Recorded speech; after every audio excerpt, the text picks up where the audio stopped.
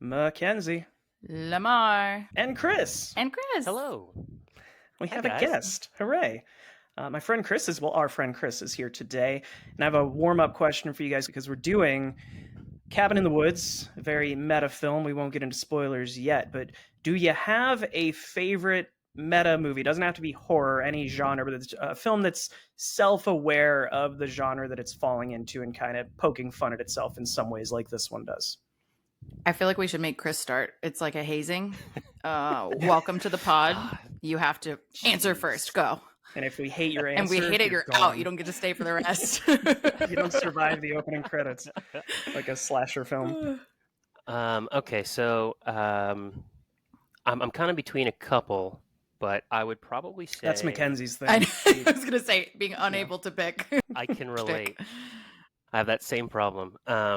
So it probably would have to be between Monty Python and the Holy Grail. Mm-hmm. While that is kind of its own kind of parody on thing, it very much looks on itself and it's self referential. Yeah, Thank you. that's a tough one. I know. And other than that, I'd probably say especially for our generation, probably the first Deadpool. It kind of hits the nail on the head there on so many levels, and it took so much to get to the screen, and because of that, Ryan Reynolds did a phenomenal job.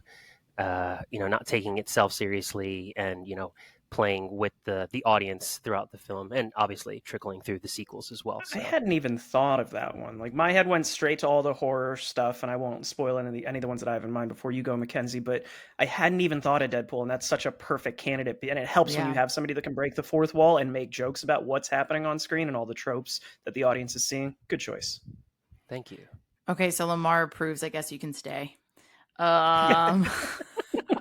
It's a 1-to-1 vote. Tie goes to me. Thanks, guys. I'm really struggling with this because, again, yes, my shtick is not being able to pick things. I also think, like, again, to your point, parody and meta can be really closely related sometimes. Mm-hmm. The couple that came to mind were The Truman Show, which I think is an interesting iteration of being meta. It's a show within a show kind of thing. And I think at its time, it was really unique. It was just something that hadn't really happened yet. But I don't know that I don't know that it would be purely a meta show, probably. I don't know. But I do like that one a lot. But then I also thought, just popped into my head, was Fight Club.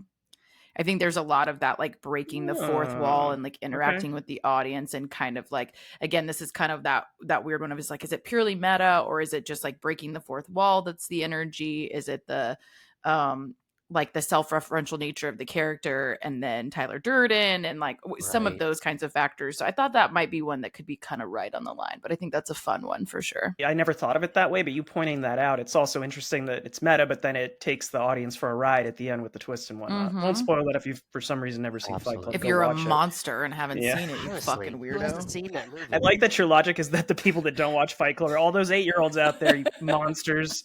Go watch an R-rated Get your film. shit together. I don't understand. And you saying Truman Show made me think of Pleasantville. You guys remember Pleasantville? Yeah. Absolutely. And that was, and I mean, they're more like paying homage or satirizing television, right? Mm-hmm. Of network sort of sitcoms and whatnot. But Pleasantville, I think, rides that line as well.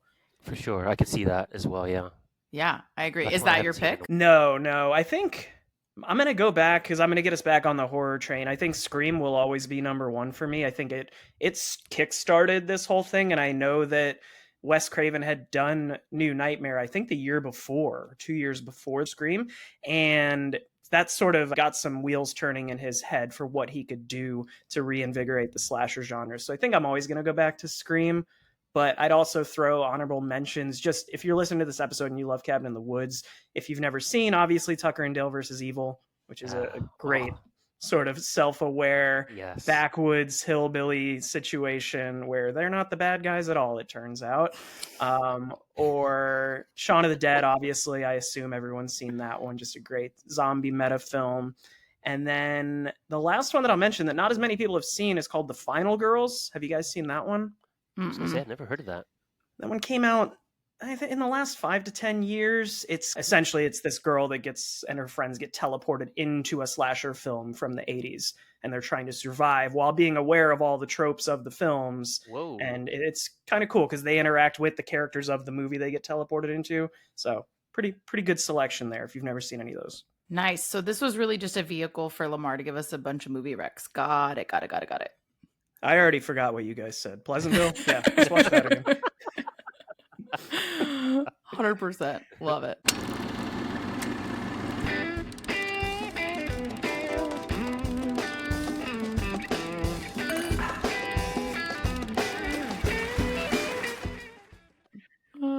Well, hello, folks. Welcome back to We Drink and We Watch Things. I'm Mackenzie.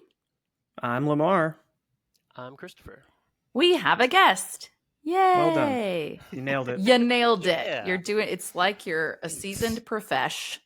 Yeah. Well, this is our second week of spooky season for the month of October, and we are continuing with one of my least favorite things, Cabin in the Woods. So I'm so glad we got have a here. lot of shit for this last year because you critiqued the hell out of this on hate this movie. One of our most listened but also most hated episodes, the Halloween-ish, which was like 2 days long, and we mentioned 86 movies. But you went hard on Cabin in the Woods, and I wanted to make you rewatch. We didn't know what we wanted it to be yet. We apologize. I do not apologize for my opinion on Cabin in the Woods, and we will get into it. But thank God we have Christopher here to hopefully, cancel me out. So welcome to the pod, Chris. Are you excited? Oh my goodness, I am so excited to be here, guys. Thank you. It's an honor and a privilege. So what made you pick this one? Because I know we had talked about you joining a couple of times. I don't think we had finalized a selection. And then Lemar went to you and was like, here's what we're doing for October spooky season. Do you love Cabin in the Woods? Do you just have a lot to say about it? What made you pick this one? I'm curious.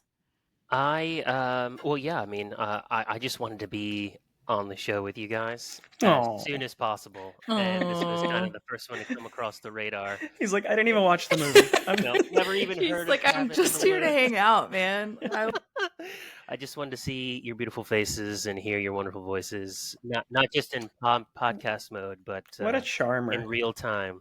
But no. I'm a fan of the film.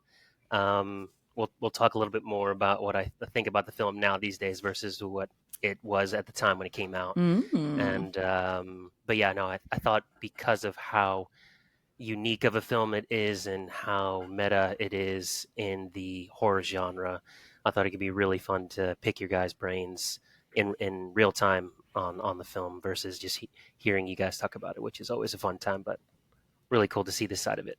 Love it. All right. Well, we're happy to have you. Before we get into all the shit talking I'm going to do. No, I'm just kidding. I also have my feelings have progressed. Okay. It's not going to be that bad. Softened a little bit. Yeah, we'll see. Okay. But anyways, before we get into all that, what are we drinking? Well, before we even get into the drinks, I thought it would be cool to point out, or at least interesting to point out, that Chris and I went to college together. And so we were both super into film. Buck, you were a film major, yeah? I was, At one point? Yeah. Or did you actually ended up majoring in film? Yeah, film major, graphic design minor, if they even do minors anymore. But yeah, did that for a little while, lived the production life for a few years afterwards, and just the bills started racking up and wasn't able to make as much as I'd like to have at the time. And unfortunately, not doing too much of it these days. But well, that wasn't. I'm not pointing that out to embarrass you. I was gonna say, so did you fail your film career? Like, geez. I failed, guys. Yeah. No, the reason I'm pointing that out is Buck was a film major and I was a theater minor for part of it. So we ended up collaborating on a ton of little student films and things like that, and obviously watching a lot of movies together. So I think Chris introduced me to a shit ton of cinema that I wasn't even aware of, whether that's Japanese films or action films I had never heard of. So I think Chris is a big part of the reason why I'm here today. Oh, I love that. I'm gonna tear up now, guys. I know. Oh my goodness. We're verklempt. We're 30 seconds in. We can't cry already, okay? Like, we'll get there. Jesus Christ. All right. Well, that's awesome. I needed that context. So thank you, Lemar, for adding that in there. So what are we drinking, Lemar? What did we pick? This was You named this one, so take it away. I'm getting really good at the naming part. I haven't quite mastered the mixology like Skylar has. Yes. But at Craft World, as always, no vowels in that. Give them a follow. And Skylar killed it again this week, with one exception. Skylar, don't tell me I need to run out and buy blood oranges and rosemary. It's so hard to find blood oranges. He was like, "Oh, they sell them at Central Market. Let me go to Central Market on my way to the local bookstore and the Enchanted Rocks." Like, I'm not a Central Market guy. This is a processed food house. So finding that was a pain in the ass. Skylar is a Central Market guy, and I am not a Central Market girl, so you can imagine how difficult things are in this house. Yeah, I hear you. I was equally upset about it. So okay, just so we're clear, I appreciate the cocktail, though. It is delicious. So this is 1.5 ounces of gin, preferably Hendrick's or Tanqueray, if you're picky. 1/2 ounce of lemon juice, 0.75 ounces of blood. Oh, that's what it is. Blood orange juice, and then 0.25 ounces of simple syrup. You're going to shake that up, put it into a glass, a little bit of rosemary on top, and we're calling this the Harbinger. Which I love that name. I did not expect this drink to come out of that name, but I loved the name. And then Skylar came up with the drink, and I was like, I'm not sure if that jives, but I will take it. I get what he's going for with the blood orange. No, I love it. It's also pretty. Like, it's beautiful as well. It's so that is fun. Fantastic. Oh, look, you guys are so pretty. See, I followed instructions. You were supposed to put it in a coupe glass, Lemar.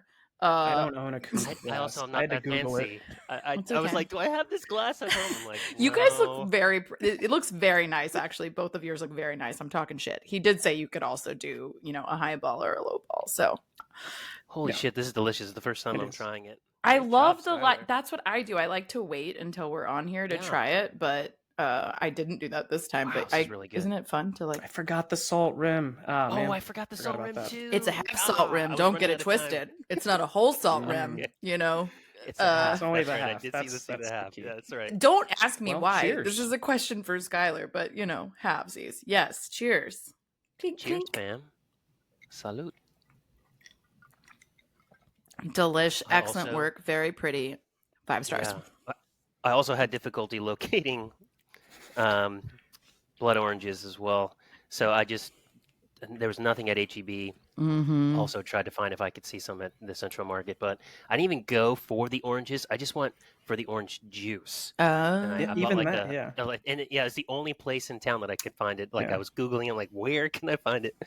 But that's what Skylar told me too. He said that they cold press the blood orange juice at Central Market, and I was like, how did this get even bougier? Like, how is the alternative more bougie than the original, which is just a fucking orange? Like, now I got to go buy cold press juice, whatever. Anyway, he did great. I'm talking shit. It's lovely, but sometimes this is what mixologists do. They're like, hey, we got to make it extra.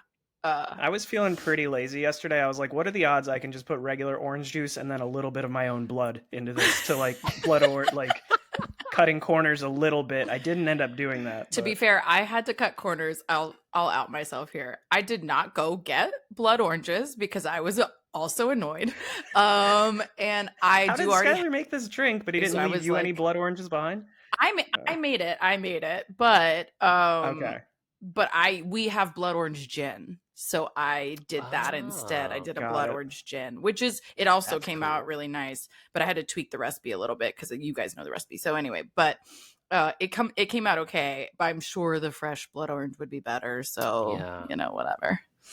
I almost tried to cheat with just regular orange juice and some grenadine or food coloring. I'm like, no. I'm like, I need to go do it properly. Yeah. Do my homework. Well, he also doesn't know I did that, y'all. So if he listens to this ep, this is how he's gonna find out.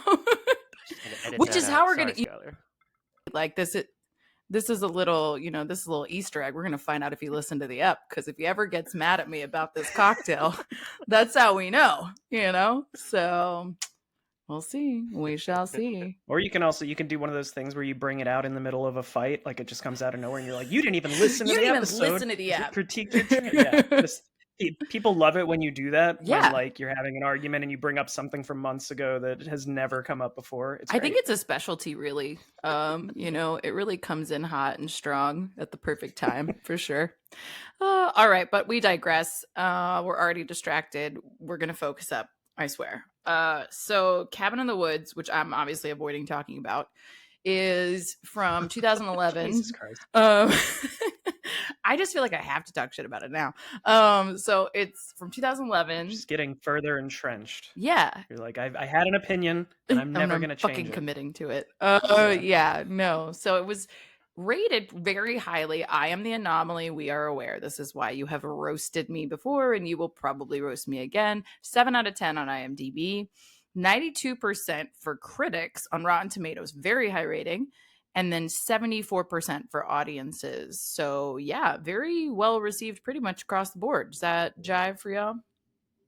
Yeah, I mean, I think it's an incredible film. And I will say, I don't remember if we talked about this on last year's Halloween ep, but I think the reason why you don't love this as much is we've talked about your horror tastes, and you don't skew as much toward the slasher genre as the Cabin in the Woods genre itself. So all those meta references that are in this and the tropes that it's playing on, where we sort of have these chuckles about these characters doing things we've seen 100 times before, you probably aren't as into that as Chris and I would be. So I think it makes a lot of sense. Mayhaps. I mean, I don't love slasher horror because I've seen a lot of it and was bored by a lot of it. So it's not like I don't get the references. I just don't find them that interesting, I dug deep. We'll get into it, but I dug deep for things about this to make this likable. So I have compliments for this film. I know you don't think I will, but I do.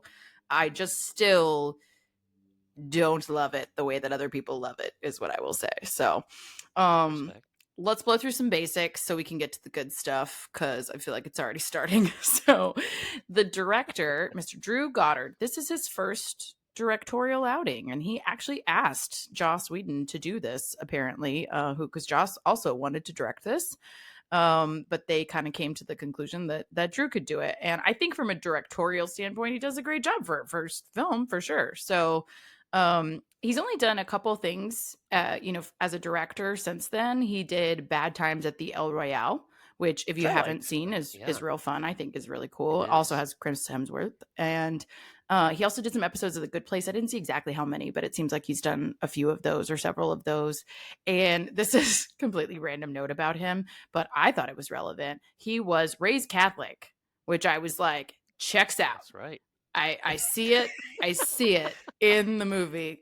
Got it. For those of us that weren't raised Catholic, can you explain what you mean by that? Very ritualistic, very like the aesthetic, the guilt, the themes there, right? Like I think he probably, like him and Josh probably backed into this from some like Catholic guilt kind of tropes. Not, of course, alone. There are a lot of other tropes. There's a lot of other references here that I, like I said, I dug into to appreciate this more.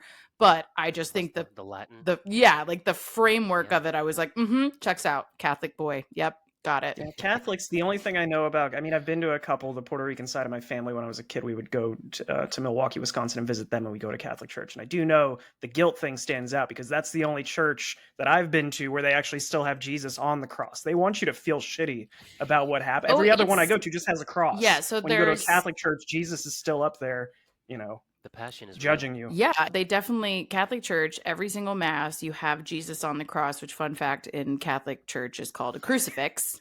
Very different than a cross. They are not the same thing, just so you know. When he is hanging on the cross, it's Freddy Krueger is only afraid of crucifixes, according to the rhyme. He doesn't give a shit about crosses. Yeah, crosses just aren't scary, and you can see why, yeah. So very, very Catholic vibes from this film. So I thought it checked out for sure.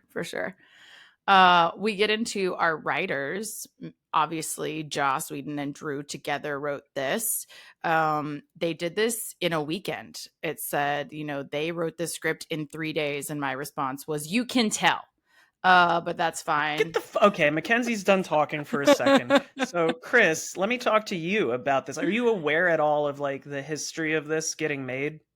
A little bit, yes. So what I know is that they had a history of working together. They previously worked on Buffy the Vampire Slayer together for many years, and they had been tossing around an idea for creating a feature together. And it had been going back and forth many years later, and they really couldn't nail down what they wanted to do. And one time they decided that they went to Comic-Con, actually, and Drew Goddard, or is it Goddard? Do we know? I think it's Goddard, but I'm going to let you say Goddard because that sounds funnier. Director Goddard, he purchased a T-shirt that had a silhouette of a werewolf rearing up to a unicorn, and it was a silhouette. And on the bottom of the shirt, it said, "It's on now." And apparently, Joss Whedon was super jealous that Drew had bought this shirt, and he felt like he should have bought it as well. But that was really the catalyst to say, okay, we need to write and film this fucking movie. And, you know, they're such a huge fan of horror and the cabin in the woods genre that they decided that this is what they needed to do. And they locked themselves in a hotel room for a weekend to create this script that came to be this film. Well said. I did not know the thing about the shirt, and now I have to find that shirt somewhere out there in the world because that sounds awesome. So I'm gonna cover sort of what happened after that because you guys are right. They wrote this in a weekend. They busted it out. This was recorded in, I want to say, 2007, 2008. And I remember when I saw this, I went, oh, they got Thor for this. Like, Chris Hemsworth is doing a horror movie right after he got this big role. And it was actually flipped because this was, I think, one of his first major film roles. And they recorded the whole thing. And then what happened was MGM went bankrupt. So they didn't have anyone to release the film. It was all in the can. And it was this lightning in a bottle moment of this writer, Drew Goddard, who's doing his first directorial debut, Joss Whedon, before he realized he was kind of a piece of shit, before he starts doing Avengers movies. You have Chris Hemsworth in this, and you just have this incredible concept of this meta movie from, 13 years ago at this point that has sort of stood the test of time to two of the three of the people here. And it's this lightning in a bottle, and it just shocks me when I hear that because of the MGM bankruptcy, this movie sat on the shelf for about 2 or 3 years. No one wanted to fund it, which blows my mind when you look at this film. Right. It just sat there, and eventually Lionsgate saw it and really liked the final cut. Again, the movie was ready to go, and Lionsgate saw the final cut, and out it comes, and it becomes this box office behemoth. So I just think that the history of this film is really, really cool. Yeah, I mean, I read that as well, and I don't think it was so much like people saw it and rejected it. I think when something goes into bankruptcy, like all those properties kind of get just press pause, and people don't look at them for a while or reconsider them for a while. And I think it's just the nature of that industry and just the timing. And somebody finally saw it and said, this is really good. And at least that there's for sure a strong audience for this type of film. And, you know, Thor and Avengers and Red Dawn specifically hadn't come out before this ends up getting released. And so all of his stuff comes out in quick succession, and he becomes this like box office behemoth as a star. So this is kind of one of the many things that kicked that off, because Thor and this come out the same year, and then Red Dawn's the next year. And then of course he goes on to do Avengers and all of that. So it kind of feels like he's everywhere at once because of the way and the timing that this releases. So that's always interesting to me. All right, let's get into the rest of the... I wanted to touch really quick, because we're kind of rolling into the cast here. I wanted to call out a few other things. We know that Drew Goddard did a bunch of television, not just Buffy, but also Angel. He also wrote a lot of Lost, if you're a big Lost fan. And then he went on to he wrote Cloverfield, which is another favorite horror movie of mine, a good found footage film. He wrote The Martian, which I had no idea about. And then he wrote World War Z. So he's kind of got this niche of like horror sci-fi going for him at this point. Yeah. I was surprised when I saw he wrote The Martian, because I thought that was a very different tone to any of those other ones. And I thought The Martian was basically just a movie about gardening. On a different planet. Yeah. Kind of, yeah. I think that's based off of a book too, right? It is. Am I wrong? A gardening book. Yeah, gardening book. Okay. It is. It's also really funny. I think it's really funny. So, you know. So good. I'm sure the book is great. Yeah, it's just a very different vibe. So I was like, I mean, not at all in a bad way. I was really impressed that he had these very different styles, for sure. All right, homies, let's go through the rest of the cast and crew real quick. So we've got Kristen Connolly as Dana. She hasn't done a ton of stuff, but ones you may have seen her in are The Happening and The Bay. Did you see either of those? Did y'all see either of those? The Happening. I think I saw The Happening, but I don't. I just. I feel like I saw The Happening, but I can't really remember it. So I don't know. I definitely didn't see The Bay. I don't know what that is. I was going to say I've never seen The Bay. She was in House of Cards. I don't know how major, but I do remember her face from House of Cards, but I don't know how many episodes she was actually in. That's the only thing that I remember seeing her in, and I only saw the first few seasons of that until shit hit the fan with Kevin Spacey. Man, why do we have so many pieces of shit coming up in this episode? You know, Come on. Joss Whedon, Kevin Spacey, really fuck them all. Yeah. They have such a great body of work and talent, and behind the scenes are just terrible people. Sidebar, like, not to go off on a tangent, but that is so hard at a certain point to separate, I feel like. I don't know about y'all, but like, I just feel like I really struggle once I really know something negative like that about somebody. There's always that debate of, can you separate the art from the artist and all of that? And I have a very hard time separating the art from the artist. Like, I can't even enjoy old Kevin Spacey movies the same way anymore because I watch Usual Suspects and the whole time I'm like, cool, he's a creep. Love that for me. That's the twist. He's actually a huge piece of shit. That's the big twist. When everyone talks about the twist at the end of Usual Suspects, it's that Kevin Spacey's a huge piece of shit. He's actually a nice guy. But I wanted to say that, like, the majority of this cast, at least with the main teenager, quote unquote teenagers that we're focusing on, the 20 somethings, don't really do a lot after this. Like, I mean, we can breeze through these pretty, because honestly, I think Jules was in Power Rangers, like one of the Power Rangers shows. She's done a couple films after this, but nothing that I recognized. Have you guys seen Anna Hutchison in anything? I saw Robert the Bruce, but yeah, she doesn't have a lot going on really. And then we have Fran Kranz, sorry. I like Fran The Kranz Village. better. I don't Goddard and Fran Kranz. Yeah, I know. I was like, dang it. But he did The Village, but I can't remember him in The Village. But I haven't seen that in a while. Oh. So I'm trying to. I can feel like I sort of can almost picture him, but not quite in that. But I do. I love The Village, and I just don't remember who he was in that. Fantastic. I did read something that was interesting about his character in this, where he was actually in really good shape in real life. He was like ripped. Yep. And so they had to put him in these like flimsy clothes because he was more jacked than Thor at this point. Yeah. They didn't even let him go swimming because they didn't want him without his shirt next to Chris Hemsworth. Like, he's the jock. Yeah. So I thought that was kind of funny that you look at him in this frumpy outfit as the stoner, but really he's jacked. Yeah, I read that Drew, the director, said that he looked like a ripped Jesus. Yeah. To put him up. It's all coming back to Jesus today. Again, yeah. I'm telling you, Drew is heavily influenced by his Catholic upbringing, y'all. Like, he's deep still in the guilt, I think, is what it is. Like, woof, that poor man.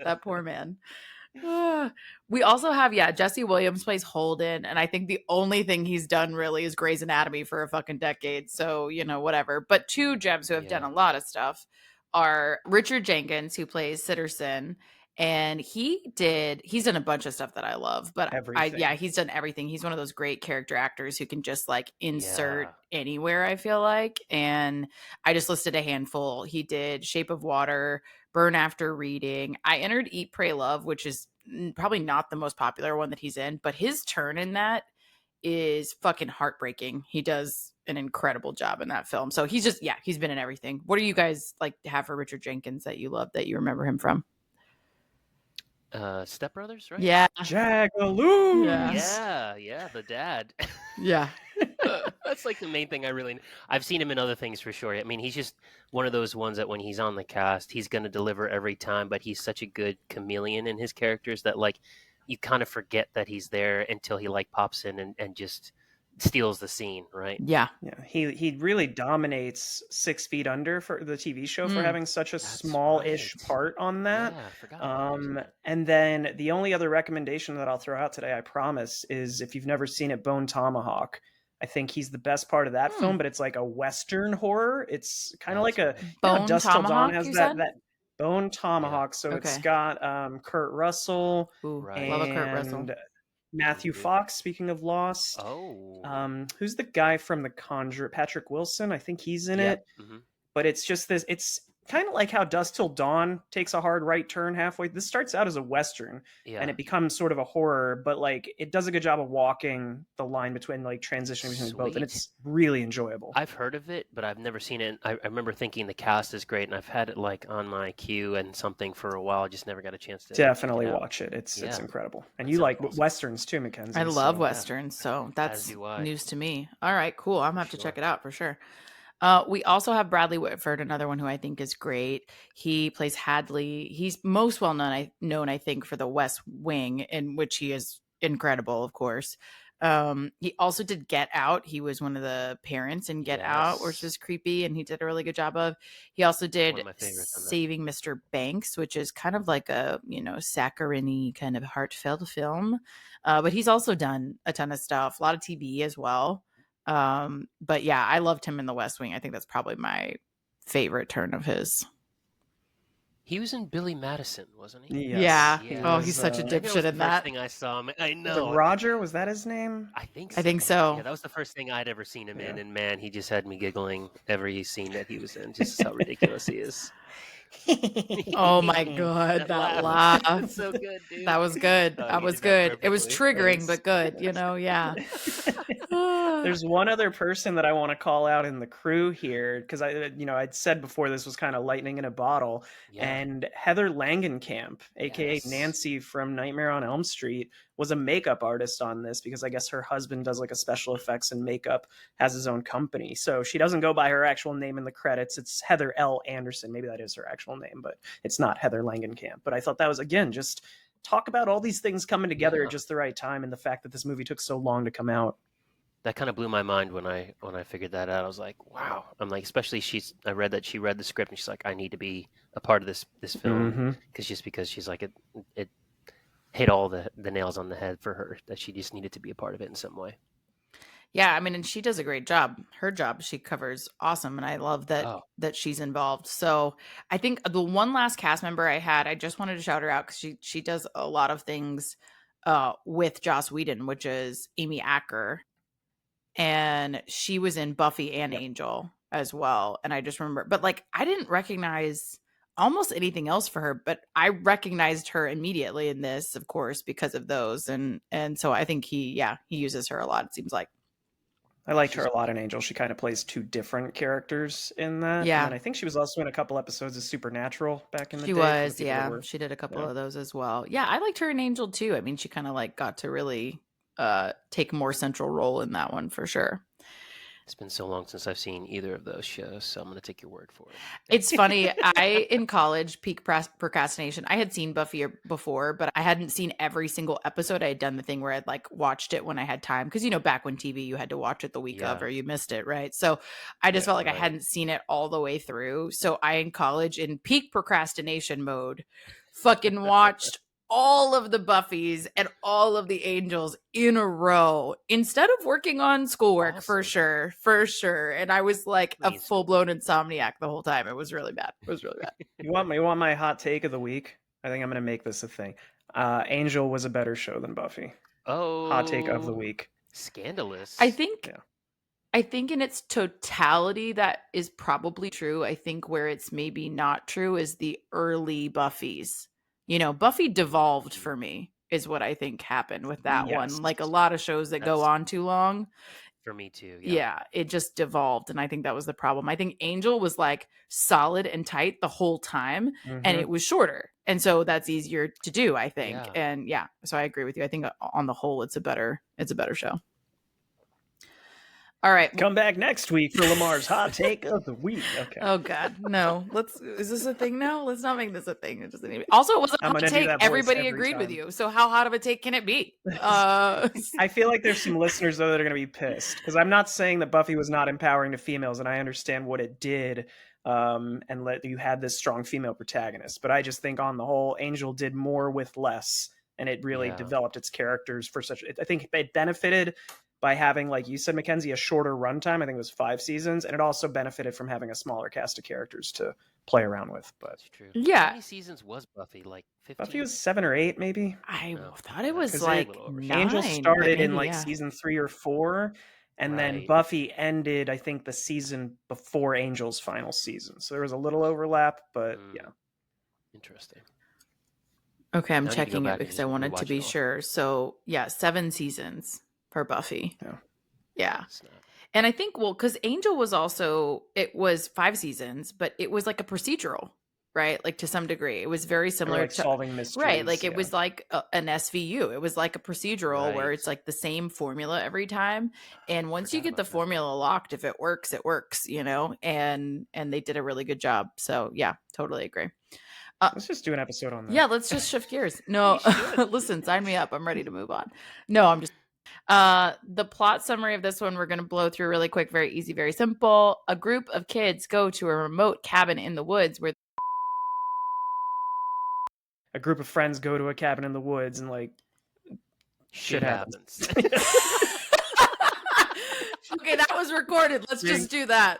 We're going to just leave that in. That's the summary. You guys fucking jinxing on shit happens. Love it. Y'all, we had to retake the plot summary, and that was the best version we came up with. You're welcome. Yeah, that's all you're getting. If you haven't seen this movie, fucking go watch it, because we just struggled to like come up with a summary, a full plot summary. Yeah, yeah, a non-spoiler summary. That was incredible. Okay, anyway, love it. All right. Well, let's do we can do our spoiler-free ratings or the production. I have a couple production notes first. Which do y'all want to do, since apparently we are spoiler concerned? I think maybe let's do our spoiler-free ratings and let's dig in. How about that? That sounds good. Yeah. Okay, Chris, you're the guest. Yeah, exactly. You hit us with yours. Jeez. I was hoping to go last, but I told you you're being hazed. Come on. All right, I can take it. So I guess I would probably say this is a solid 7.5, 8 for me. I think I really enjoyed it, and it kind of semi blew my mind at the time when I first saw it. But since then, after watching it again for modern times and knowing what may or not gone on behind the scenes due to Joss Whedon / all the other crap that he did, kind of shadows a lot of my perspective on this film currently. So I'm going to say that I probably would rank it higher otherwise. Yeah. I think that's fair. Again, separating the art from the artist, that's fucking hard. Exactly. It's very difficult, right? Okay, Lemar, I'm going to do exactly that, because fuck Joss Whedon, but I'm not going to let him dampen how much fun I have watching this film still to this day. It's not perfect, and I'll get into a couple of my critiques of it as we get into spoiler territory, but I think it also, the danger with watching this now is now the meta thing has kind of been not done to death, but there are just so many movies where the characters are aware of different tropes and things like that, and I just think it's easy to forget that this was 13 years ago, and I think it did it the best since probably like a Shaun of the Dead. Like, I feel like Shaun of the Dead did it the best since Scream, and then this was sort of the next one if I had to go like rank them. So I give it like an 8.5. I think it's really, really damn good and just fun. And if you're a fan of the genre, you get to notice all these little references, and I think it balances its two major storylines really well. So I'll give it like an 8.5, and we will get into some of the things that I don't like about it for sure as well. Yeah, I probably should have gone first, actually, so we didn't end on a low note with the ratings. It's not my favorite. We'll get into why, but I get the references. I don't find it super entertaining. I just think it's annoying to watch people fall into these traps, largely. I also think certain things that are considered like, I don't know, kind of a bomb, I guess, or surprises don't feel surprising at all to me. So I don't know. I didn't think it was that interesting, to be honest. So I definitely hover between like a 4.5 and a 5 on this movie. I think that's higher than what I would have said years ago when I first watched it, because I purposely went into this like, hey, you haven't seen this in a solid decade, give it another shot. Maybe you weren't paying attention, like all kinds of factors, right? So I really, literally the first thing in my notes is open mind in all caps, because I was like, it's going to be, give it a shot. And I just still like, it just in a lot of ways just still didn't land for me. I'm sorry. But yeah, there were definitely things that I cannot wait to shit all over Les Mis when we do it. I'm going to say, I don't know, man. It's just these people falling into these traps. Like, it's just not, I just don't find it very entertaining.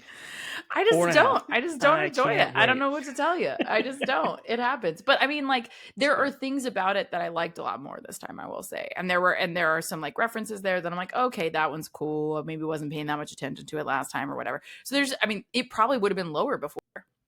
And I think now I've kind of, it's increased a little bit, maybe not enough for everyone else, but I definitely think it's better than I remember. Well, I at least appreciate you gave it a second chance. Yeah. So. Agreed. Yeah. All right, let's do some fun little like production notes, and then we can get into some spoilers. These were just some of my favorite things that I like when I was researching it, that I was like, oh, this makes this interesting to me. Again, makes it a little bit more enjoyable for me. Real quick note on the budget, like not a huge budget. I mean, 30 million for the amount of effects and stuff that they have. I thought like it was, pretty solid budget, or pretty minimal budget for how much like, CGI and monsters and all the things. So not a bad budget, I thought. And they didn't do as well as I felt like people talked about it back then. Like people were really like, oh my God, have you seen Cabin in the Woods? I remember that at that time. And it was definitely a word of mouth. It was a word of mouth People told me, go see this. Don't look up any spoilers. Just go watch this film. 100%. Yeah. And so I kind of expected it to have done better. It did 66.5 against a $30 million budget, which obviously is still a successful run. But I just... The rich got richer. As long as that happened, the rich got richer. So, I just thought it was going to be more. I definitely did. So I thought that was kind of surprising. But... one of the things I took a little bit issue with was that I saw I'm sure you guys read this, but they were like, the writer and director created over 60 different types of monsters for this film. And while I think it's very cool that I do like that part, that there's like 60 plus different types of monsters. I think that's a cool part of it, that there's like 60 types of monsters in this film, but he didn't create them.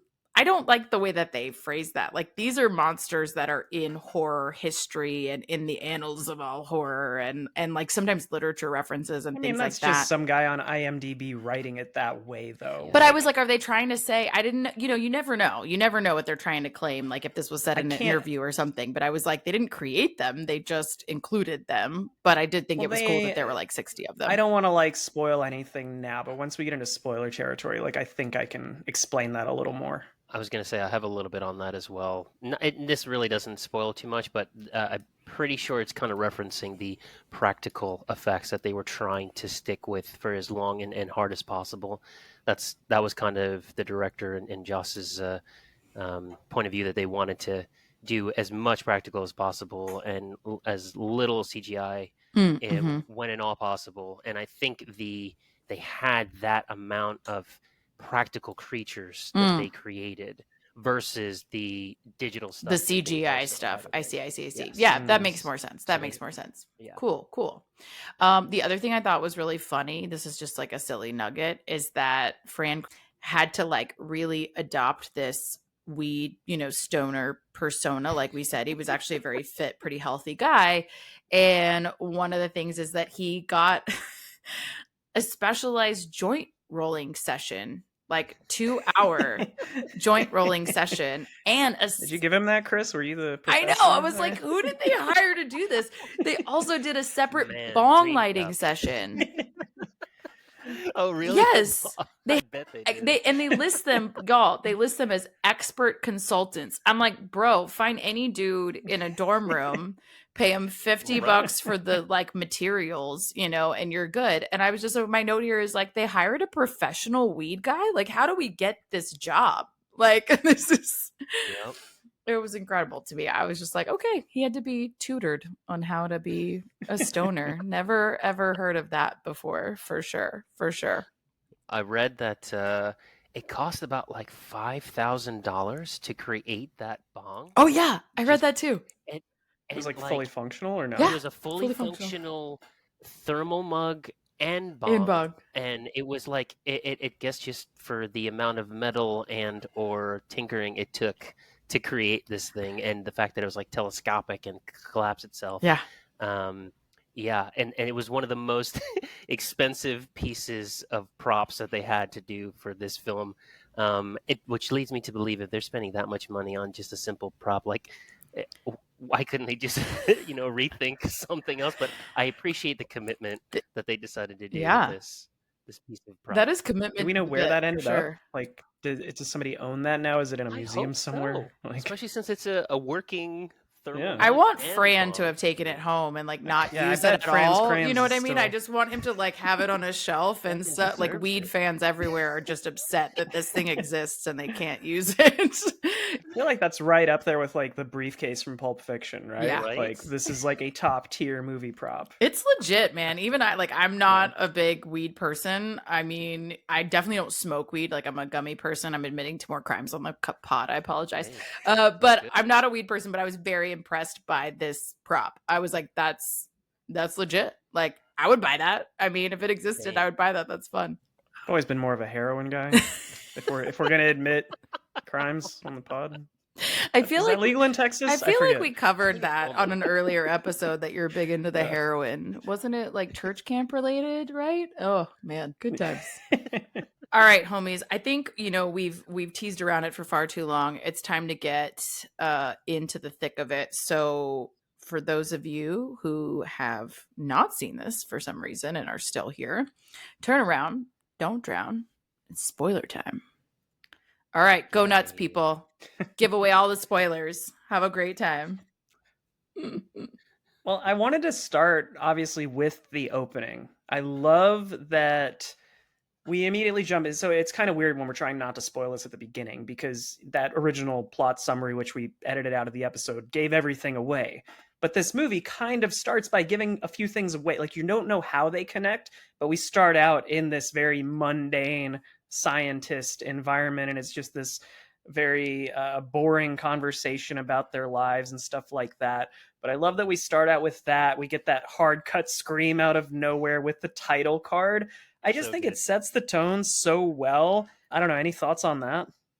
I think when I first saw this film, I was like, what am I watching real quick? Because at first it's kind of like almost like they're in an office setting. As they pan out, you kind of see it's a very large building, and then they start talking about technical garb when the chemist comes up, right? But at first they're just talking about like baby proofing a house and the most mundane conversation, and I'm like, where are they going with this? And I really love how it just goes up to that point, and when he's like asking, he was like, "Are you even listening to me?" And then bam, bam. Yeah, apparently, I think Drew Goddard is on the record as saying that he wanted to make people feel like they had walked into the wrong movie theater when they started watching this, of like, what the fuck is going on? Yeah. It only takes, 2 minutes to get to the title card, but then we transition to our main cast of characters. Yeah, I like that cut, actually. Talking about the things that I do like about this movie, I like the title cards that make things seem like a creepy traditional horror movie that you're like, okay, I'm fucking ready, let's go. But then that sharp cut to, an office environment, that juxtaposition of the two things, and this, again, very mundane conversation of this almost dad, not quite dad being, kind of shit talking his wife, to be honest. It was an interesting juxtaposition for me, so I did like that. Yeah, and we're not going to go like scene by scene today because we're already running long, but I do want to say, to your point earlier, Mackenzie, about like, why are these people doing these stupid things? Like, this isn't as surprising, and they're falling into these traps. I like the fact that they sort of tell you from the outset, from the two perspectives of seeing the five main characters, and then seeing the scientists talk about how they're getting them to fall into these roles. They're literally altering these people using science and different drugs and things like that to make them fit the role of these horror movie tropes. So they talk about the weed being doctored for Marty, and I love when he pulls up and he has that line of, people are in this town driving a very counterintuitive manner. I'm going to steal that, Marty. Thank you. But they talk about the hair dye for Jules, if she's typically very smart, and now she's acting like sort of a ditz. And Chris Hemsworth, Kurt, him sort of pulling rank and being like an alpha male out of nowhere. Like, they are being And we see that throughout the film, forced into these roles. So it's not them falling into traps as themselves. It's trying to explain, here's why people in all these horror movies you've seen in the last 30 years always make stupid fucking decisions. It's being controlled. I'm not responding. I'm processing what you're saying to try and appreciate it more. I could see that, but is that what you're saying? You're saying this is why horror movies are this way beyond just this film. So the implication is that every horror movie ever where these kinds of things happen that are so ridiculous and absurd and annoying are because these were all sacrifices related to this thing that we're going to get to. Is that what you're trying to say? Yeah. I could see, yeah. Strings are being pulled. Okay. Yeah, I think that gets semi-confirmed when they're cutting to all the other countries doing different genres of horror films. Yeah. You have the Japanese horror, you have a monster movie being made. So it's saying all the horror genre that you've seen has all been performative in a literal sense for these gods that are living under the earth. I guess I just don't understand why you can't just like stick them on a fucking mountain and slice them up. You know what I mean? Like I guess that's my thing. Like, let's keep it simple, like the Mayans did. You know what I mean? Like, let's just build a really tall pyramid. Let's just put them up there. Let's sacrifice them. We're good to go. You know, they do address that in the film near the end. Do you got that, Chris? Yeah, I did. Where he said, why can't we just toss her in a volcano? Yeah, and she says, well, they don't want to see us die. They want to see us suffer. Yeah, so they want to see us be punished. I get it. I heard that. It's interesting because it's true. This is where I had to like dig deep on how to like nerd this up a little and make it more interesting to me. So, I mean, I know we're not going to go plot point by plot point, so I hope it's okay that I'm going to jump around here, which is like, later on, you obviously find out that there are these gods, these old gods under the earth who are, in the underworld, and these sacrifices are for them. And there's, literature out there that implies who specifically they are. And in the case of like Kronos being the big hand at the very end that comes and like pulls everyone down as the punishment, that's where I was like, that was the literal final moment where I was like, I can kind of connect that dot to why we're doing all of this beyond them just saying they like to see us be punished. I'm like, okay, I can go back to Greek mythology where, the Titans and the Olympians were these petty gods who specifically did get involved in like human activity and human behavior and did want to see specific people punished actually, and would really get, vindictive about the things that they did and the choices that they made. And like Zeus kind of carried that on beyond just Kronos. Like, yes, he put the Titans in the underworld and blah, blah, blah, which is the implication here. But my nerd brain was like, well, then where is Zeus? Like what? Well, no. So I think that it's meant to, I don't think it's literally meant to be Kronos. Like, I know that that's there's little trivia details about like, oh, it's specifically this one god's hand.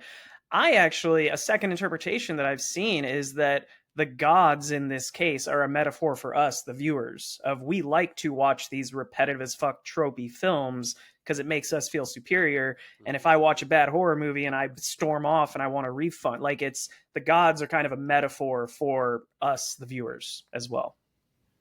Interesting. I hadn't thought of it that way, but now when you look at it through that lens, it makes even more sense, right? And hence why you can't just throw somebody in a volcano. We want to see the 90-minute them getting tortured, suffering, all this stuff, the drama before people die, right? Like, we want the deaths to be earned as viewers. Yeah, I think it's just a disconnect for me to this genre. I like that interpretation. I mean, that's interesting. Like, again, that's more thought-provoking to me than other interpretations. So I appreciate that potentially being, part of the intent here. So I think that's interesting. Those, like I said, those were some of the things I could cling to. I like the different genres, like you said. I do like that they cut to the different rituals and the different types of horror genres, and you can recognize films that feel similar, and it does put it in this larger context. I do think that's interesting. I think that's fun. Which, to that point, Mackenzie, if I may, in Japan, when they cut to that scene, there's like some sort of ghoul or ringu ghost entity that's, trying to kill these like 10-year-old schoolgirls. So why is it that we in America have to have like college age jock, or fool, virgin, and the nerd, but Japan gets 10-year-old schoolgirls. It makes How hard is it to kill fucking 10-year-olds? I love that line. Right. How hard is it to kill 10-year-olds? Truly, I have that question as well. They defeated your shit? Like, what? I'm so confused. Yeah, what is that about it? Because we here in America, we appreciate and love the little kids, and we hate the like jock and the college kid archetype, I guess. Like, that's not our vibe. We just want to fuck those kids up. I don't know. It's a weird shift. So Chris, I'd be curious to hear from you. You rated this movie pretty high. Like, is there a specific thing that you remember from this is the reason why I really dig this movie? Yeah, honestly, it's just the fact that it plays homage to so many facets of the horror genre, whether it be, from the creatures that are put on the screen, or the how it just like plays on itself, from just looking at the horror in all these characters that we've been so accustomed to for decades, right? I mean, I grew up watching horror film from a very young age, probably way too young, about 4 or 5 years old. For the first time, I think I saw Friday the 13th, and that really kind of like shaped my reality and how I even watch films, right? And just made my affinity of the horror genre so strong up until today. I'm a October baby, so the horror and autumn and fall all like play into me feeling very comforted in a weird way. So I feel like this film kind of hits a lot of those nails on the head, where it starts off just like a stereotypical horror, and then very quickly the shit hits the fan, and we're trying to figure out how these dueling stories are going to intersect, and what was really going on behind the scenes, right? That to me is super intriguing, and the fact that it allows us to not only look at horror films through a separate lens, right, where we can see, this explains all these other movies that came before it, where these strings are being pulled, but it also puts a sense of reality in how we as society, whether in America or globally, we have these mythical stories and mythical creatures where, nothing can really explain it. It's not in science. Is it a ghost? Is it a real creature?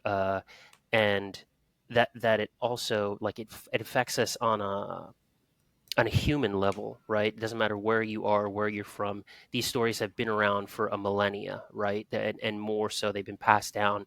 And I think the fact that it allows us to have some sort of explanation for all of that, I thought was really cool to kind of say, oh, okay, well, not only does this help us kind of see horror through another lens, but it also kind of helps explain all these stories that have been passed down for generation. I agree with that. I think that this is like the antithesis of a standalone film, which I think might be why some people don't enjoy. You sit down and watch this and you're like, oh, it's like the same as these other, like, it is. If you aren't tied into all the horror genre that came before this, you probably don't appreciate this. And then to tie back to Mackenzie, what you said earlier about the creature creation, I think what I was going to point out was that they didn't originate these creatures, but they weren't allowed to literally take, a practical or CGI werewolf from another film. They would have gotten sued. Like, they had to make a new version of Pinhead, basically, right? Yeah. Like, oh, we're doing Pinhead. It looks just kind of like Pinhead, but we can't just fully rip it off. We can't just do a werewolf that's been done. So when they say they created, they had to put their spin and look on all these different creatures, the spooky clown and like the giant spider and all these different things they had to create. So that's how I interpreted that. The merman. The merman. Oh my god. That is what wasn't that like when they previewed it? Didn't they say that was like the best received scene was the merman scene? Like, everybody loved that scene the most. Pretty much. And I think they added the blowhole thing like after last minute. They didn't think of that. Yep. And then that ends up being a great like freak out moment as well. I wanted to go back a little bit because I wanted, since our drink is called The Harbinger, I wanted to address that character because I think he nails every part that he's in. I know we didn't name the actor, but just that initial scene at the gas station, the dialogue there is incredible. Marty, they're like, does this thing take card or cash? And he's like, I don't think it knows what money is. I was just gonna say, like, Marty is definitely my favorite. The whole, like, he's the one who makes me chuckle, and I have a bunch of my notes are just his lines, and one of them was like, okay, the high guy and I can hang out, like, this guy and I would be homies because he's hilarious, and I just love that he refuses to engage with the Harbinger in the way that he wants him to. He's like really committed to the creepy bit, and everyone else is, especially Marty, but everyone else is kind of like, excuse me, not here for this, like just really disengaged from your creep factor. And like the which war was that? Was that the one with brother fighting brother, blue and gray? You know damn well which war. Or like, I hear the railroad's gonna be coming through here real soon. Like, he's got the best dialogue in the film really for sure. Yeah. And I wanted to call out one other thing, which isn't like a funny line of dialogue, but definitely comes back at the end, kind of foreshadowing here, which is where Marty, I think, he gets there and he's talking about, I can't remember if it's when they're in, I think it's when they're in the RV initially driving, and he's talking about being followed and all these radio free, and he's kind of paranoid. And Marty actually says society itself needs to crumble. And, you'll come to see it my way. And he's saying it in a joking way, but we know how the movie ends, right? So I think it's very fitting that society at the end does crumble. Yeah, I definitely didn't pick up on that the first couple times I watched the movie until like after, and I was like, oh, yeah, definitely some foreshadowing there by far. I like that he just calls shit out too. Like, that's one of the things that I like about him. And it's one of the things that makes this more realistic to me personally, of just him being like, like the cellar door flies open and he's like, the wind. He's straight up like, and other people are like, the wind, like they're being stupid, but he's smoking his stuff that has not been treated, as we later learn. And he's like, okay, and that makes what kind of sense? How does that make sense? Excuse me? How does that make sense? And I'm like, yes, this guy, this is going to be fucking me in this exact situation. Me and Marty, man, we're like this. And they like pump that testosterone gas in the room to Chris Hemsworth, to Kurt. And I'm just going to call him Chris Hemsworth all day. Sure, but to Kurt, to get him. And he's like, no, this is wrong. We should split up. And the other guy agrees with him. Yeah. But you just get that deadpan like, really? Like, why would we do that? I just love the random voice whisper that ends up like speaking to only him and what he's saying, and nobody else gets that. Like when he's telling her not to read it, she's like, read it. And he looks around. He's like, where is this coming from? I also love that the logic for splitting up is we can cover more ground that way. Like, what the fuck are you trying to look for? Like, covering more ground? And I love the puppeteers, and she says puppeteers, Pop-Tarts. That just I could go for days on just Marty quotes, I feel like.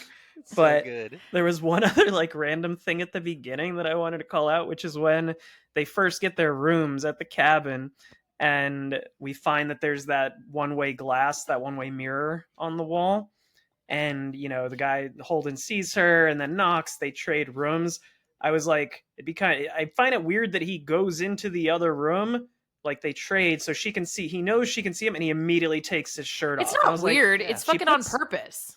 He's I was going to say, she puts the painting up. What are the odds that he just started jerking off in front of them? Like, we think he's like this really nice guy, but he just goes in there and starts masturbating immediately. And he's like, I think he's showing off. I think he's showing off. He's like, hey, girl, I know this would be too. I know you're looking. Like, I know you're looking. So let me just like walk right up to the window. I mean, fucker's ripped. Like, you do you. Show it off. Have a great time. I do also like though that, one of the things that sort of upends this whole situation is that Marty is supposed to be the fool, and he's kind of not, ironically, because of his stash that he's smoking, and he's not actually smoking the treated stash or whatever.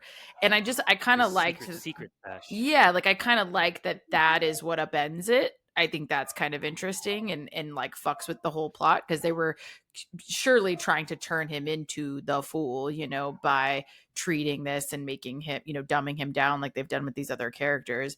And because of the secret stash, they can't, and he doesn't. And so I just like that he doesn't fall into that trope, and that's sort of what fucks it up. I think that's interesting.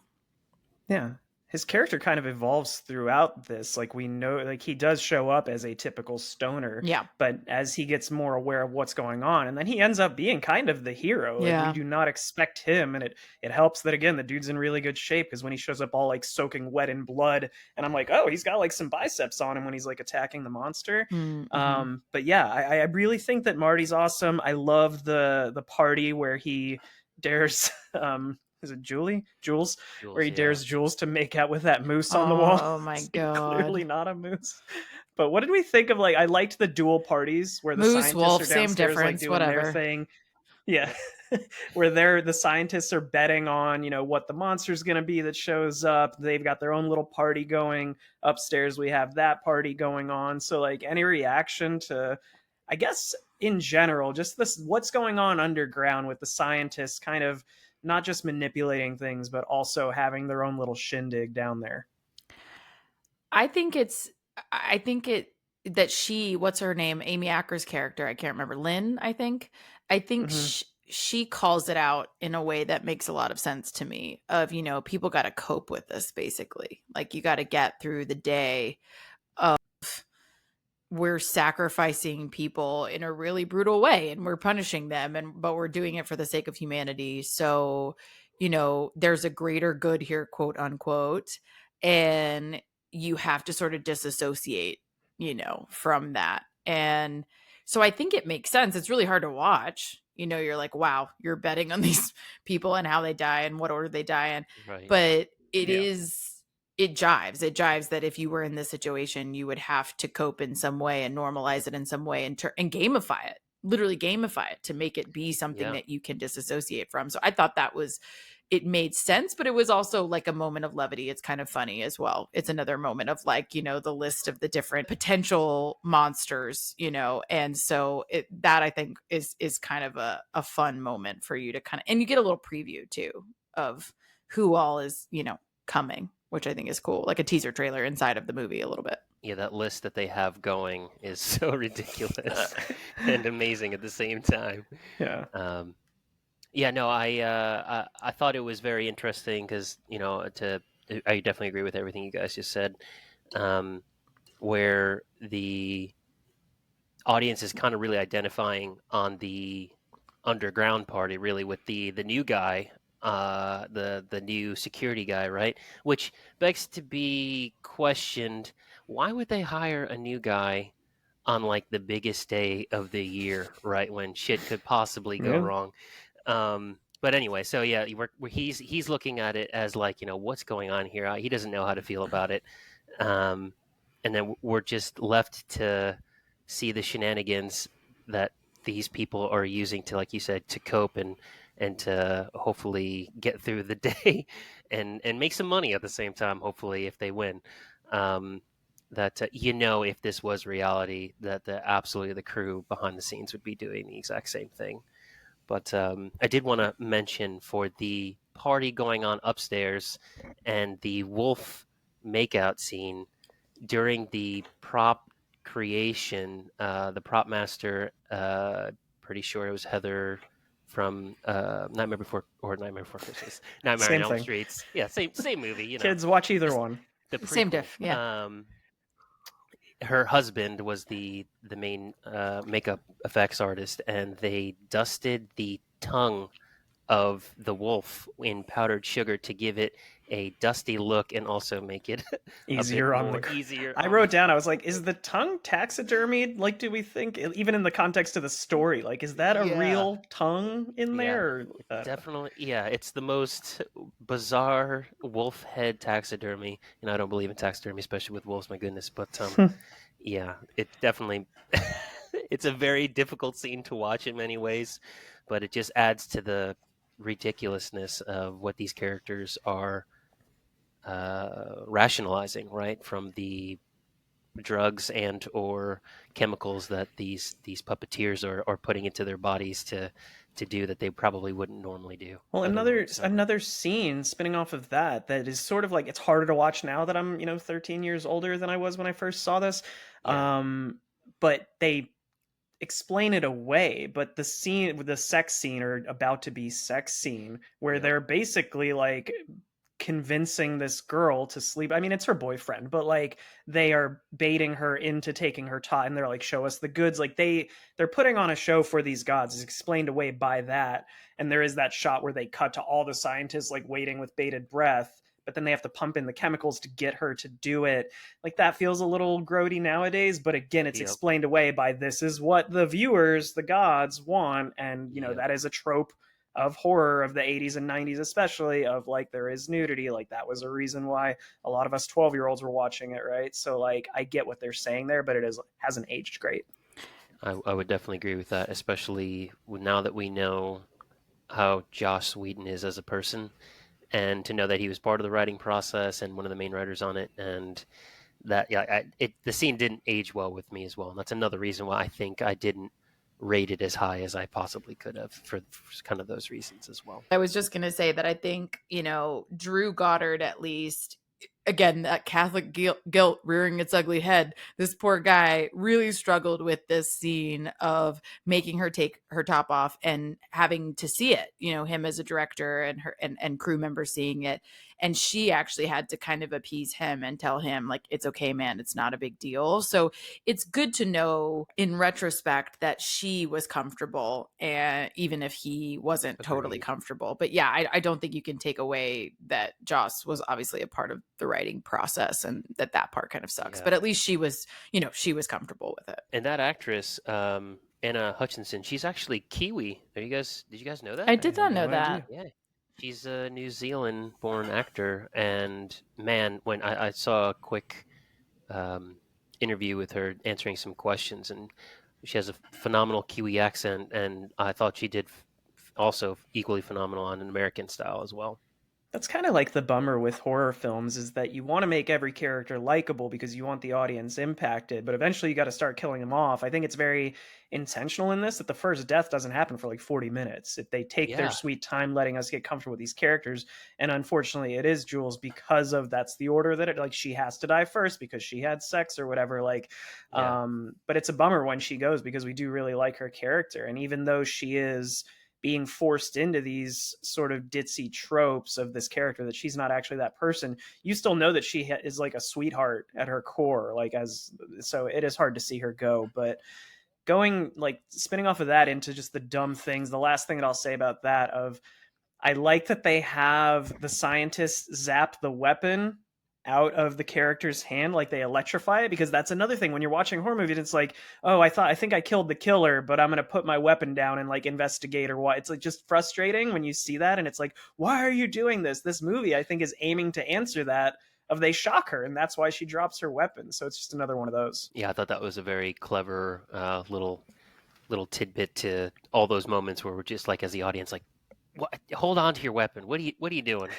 Yeah, why are you leaving the scene without it? I also think that I mean, even if I like accept the entire premise and I get into the meta of it all and I get into the characters of it all and all the funny and all the things, because I think you can, like, and this actually does help talking it through, and like some of you guys' perspectives help me understand some of these bits a little bit better and kind of lean in. But even if I do all of that, what I still don't jive with is they break into this this underground area, right? Like they go into the elevator and you get into this whole area that they should not have access to, and they're just trying to survive. So like that part I get. That makes perfect sense to me that they would do that. But what I don't get is at that moment they're still trying to survive. They're still trying to get out of this.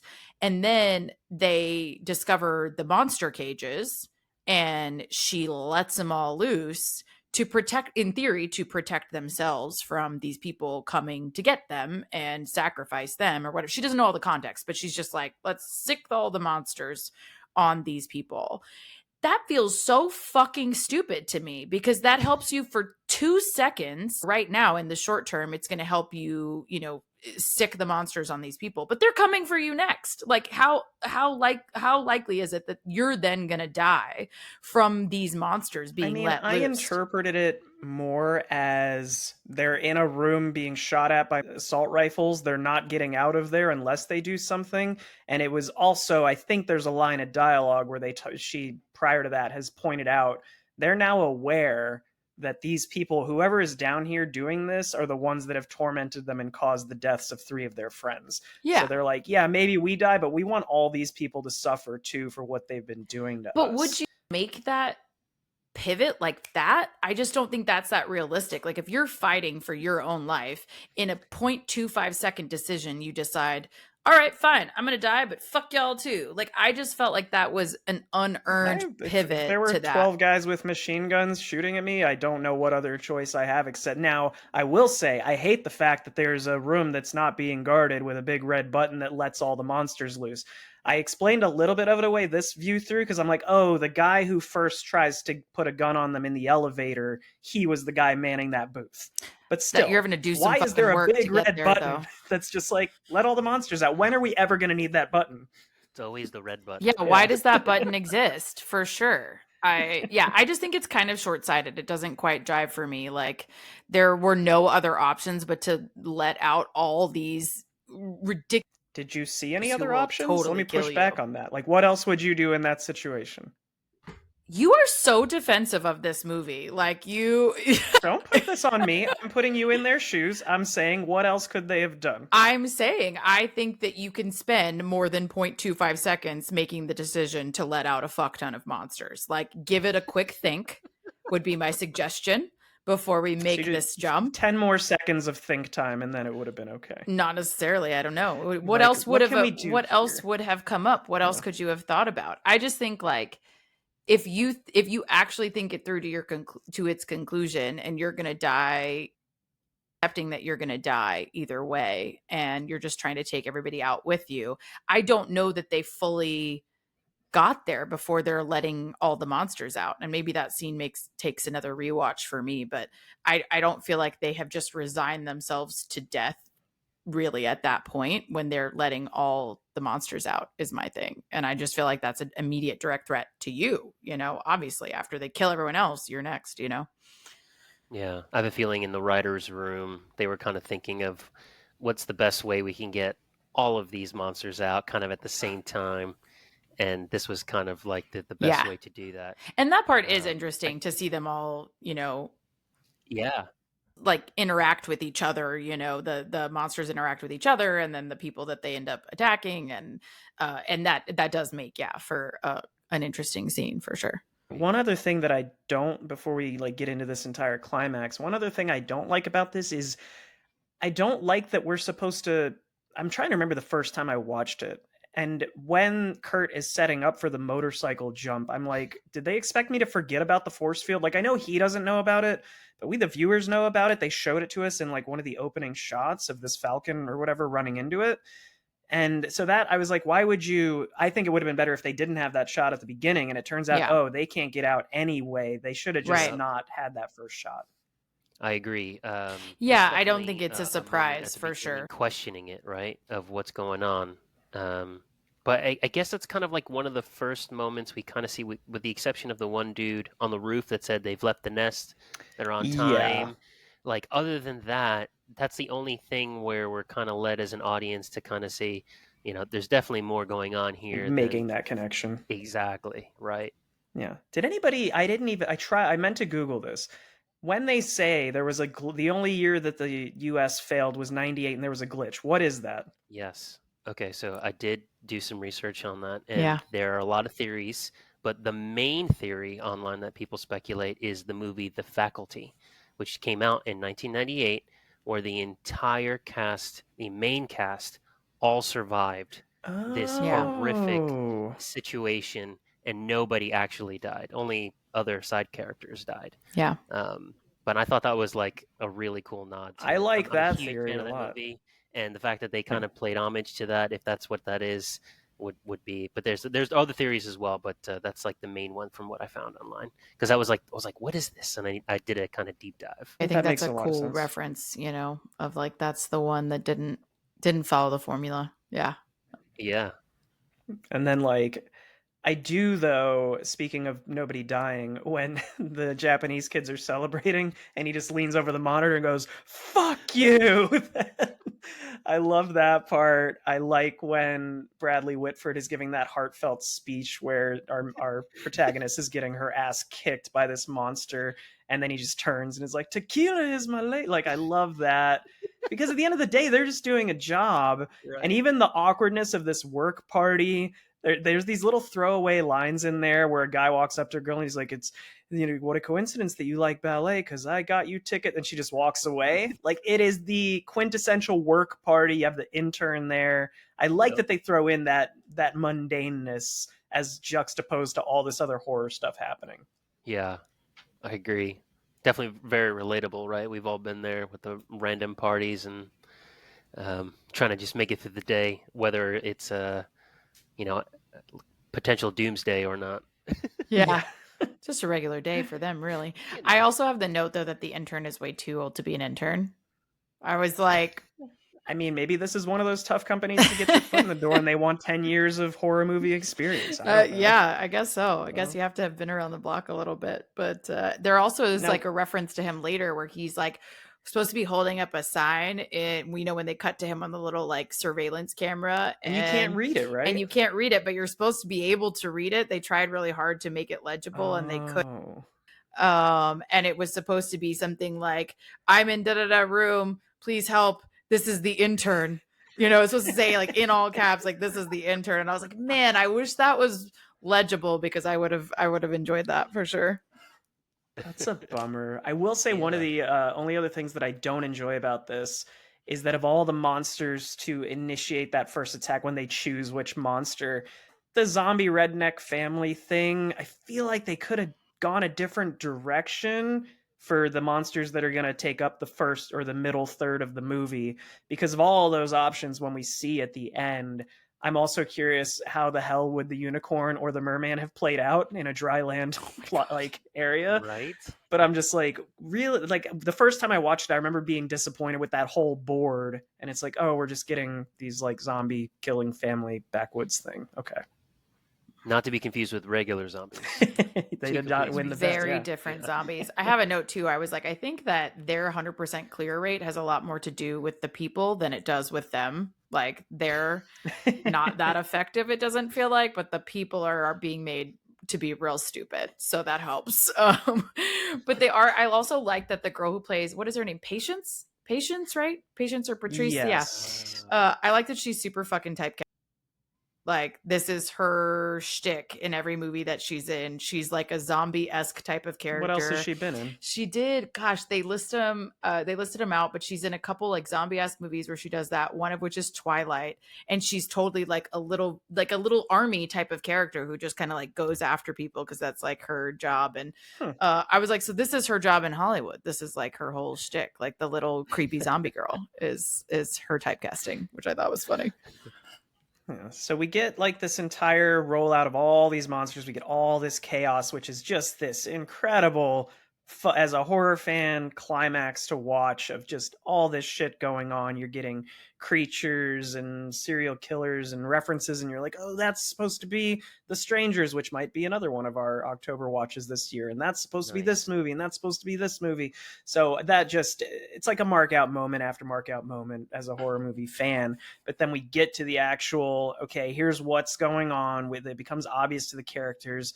And to your point earlier, Mackenzie, about how awesome Marty is, not only does he figure the situation out, but then he's like fucking with it because he's the one that makes it so that the tunnel doesn't collapse. He's down there fucking with the wires. Mm-hmm. And they say that in the dialogue of like, we didn't do that. That wasn't us. So Marty is figuring out the elevator, and he's sort of down there hacking into their systems to try and save his friends. So I do like that. But we eventually get Marty and Dana down there, and Miss Sigourney Weaver shows up. Right. Like, required. The one and only. Yeah. She had. Well, apparently they had options. Yeah. They had thought about other horror icons. Jamie Lee Curtis' name was thrown around. Bruce Campbell was thrown around. But I think nowadays, Jamie Lee could make a lot of sense. But back in, when this came out, I think that I'm happy it was Sigourney Weaver. I think she pulls off kind of the hard-ass, direct dialogue, but kind of still mysterious. I think she's kind of the perfect out of those three options, if I'm being honest. I think she's really good. I would have also really liked Bruce Campbell, I think, too. I think he would have been really good at it, to be honest. When I read that as well, I was like, ooh, that would work. Yeah. But I do love Sigourney Weaver. I mean, again, she's like required viewing. Bring her in. Let's do it. And I think she does a good job. 100%.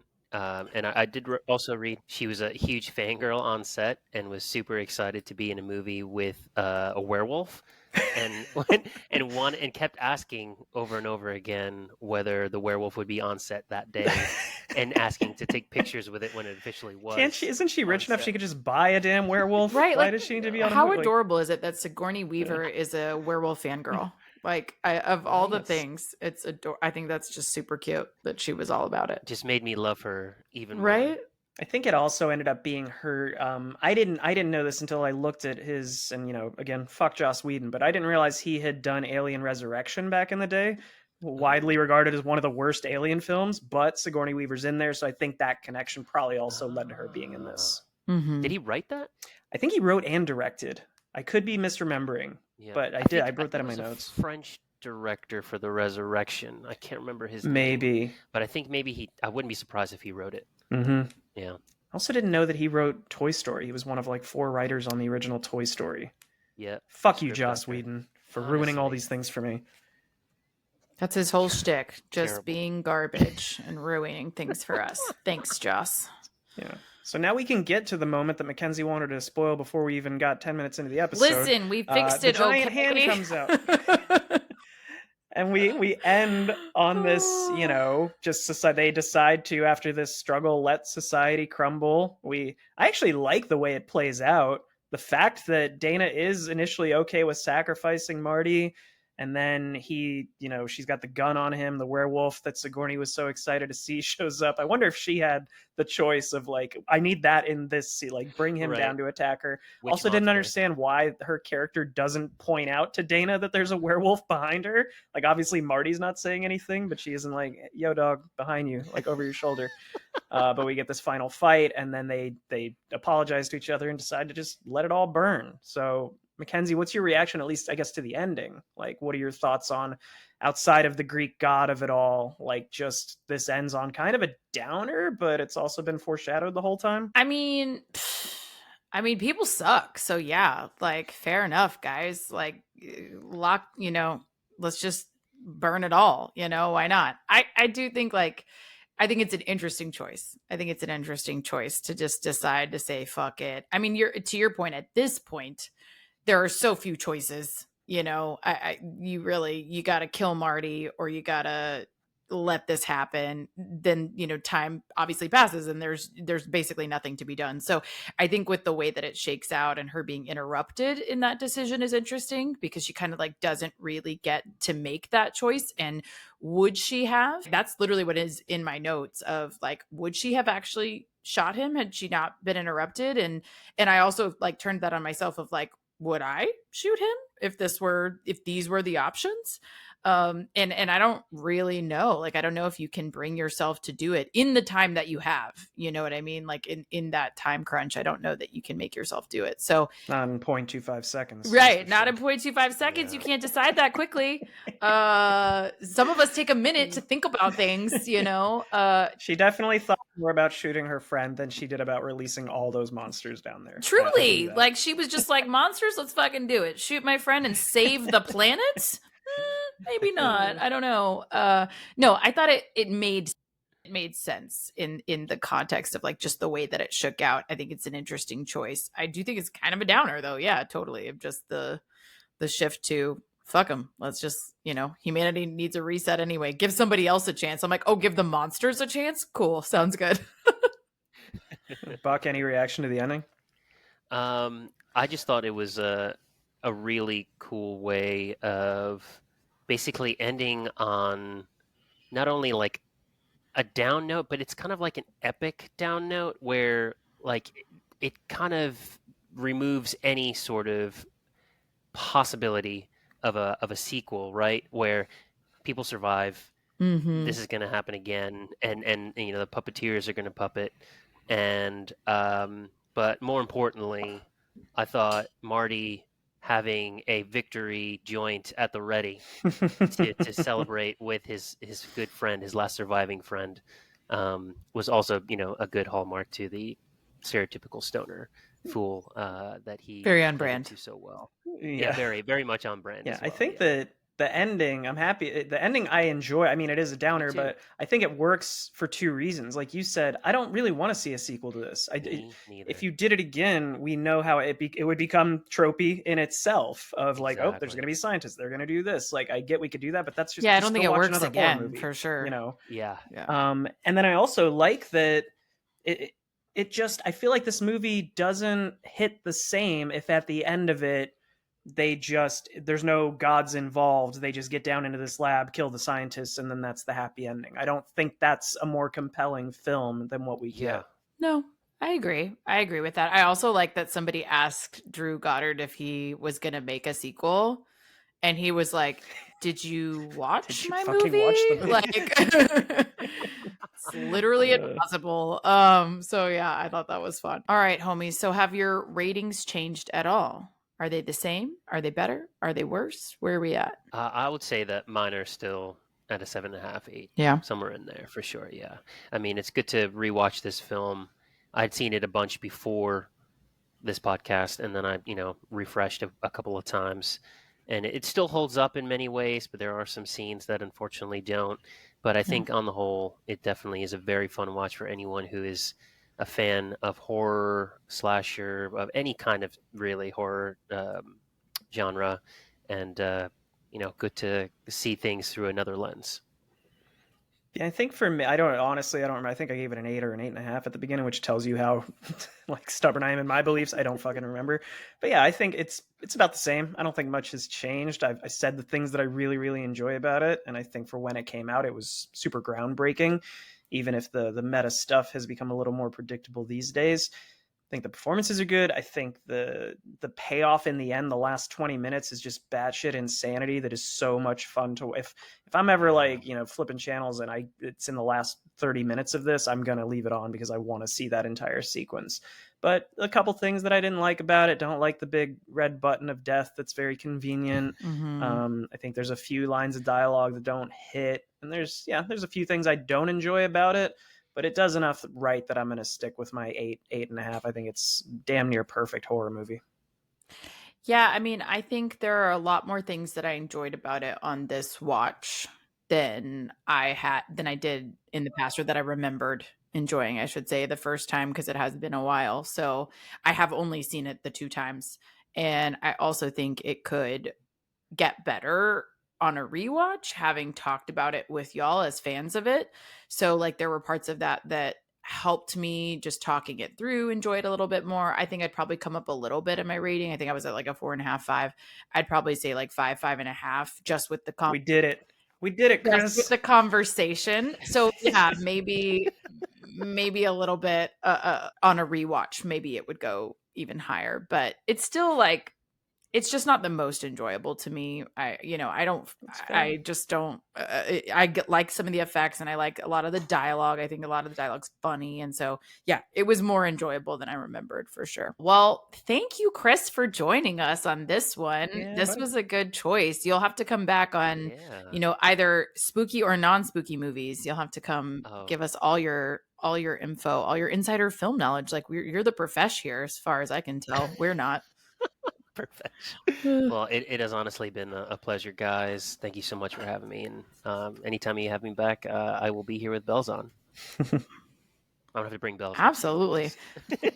Yeah, I was going to say, you better bring bells. You didn't bring them this time. What the hell? Seriously. No.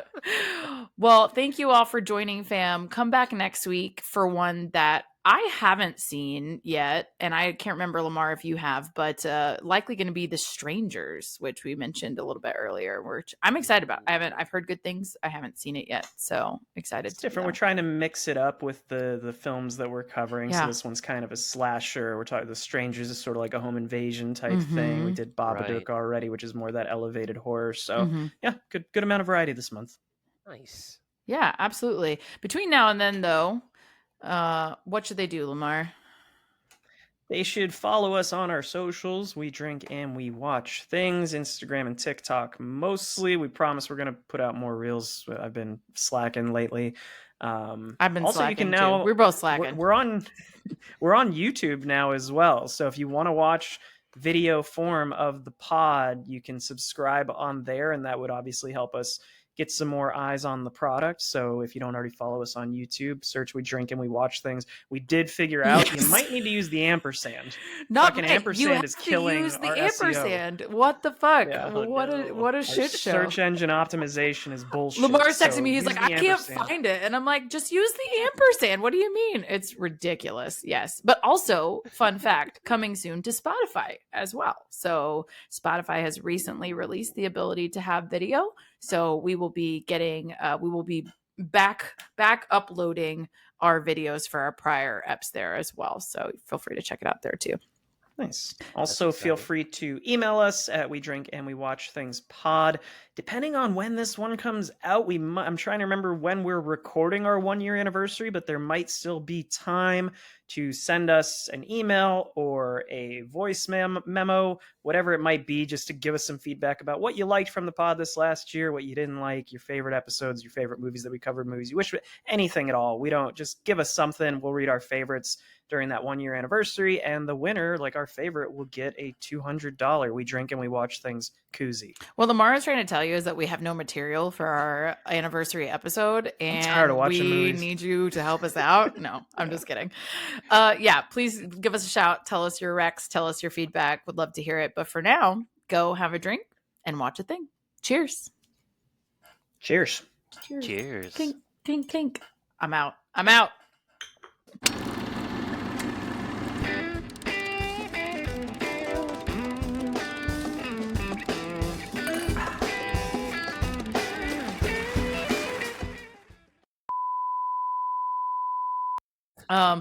There are lots more fun little references, but one of the ones that I liked in my little nerd heart was that the big hand you see coming out and destroying the, thing. Oh, I'm sorry. Spoiler free.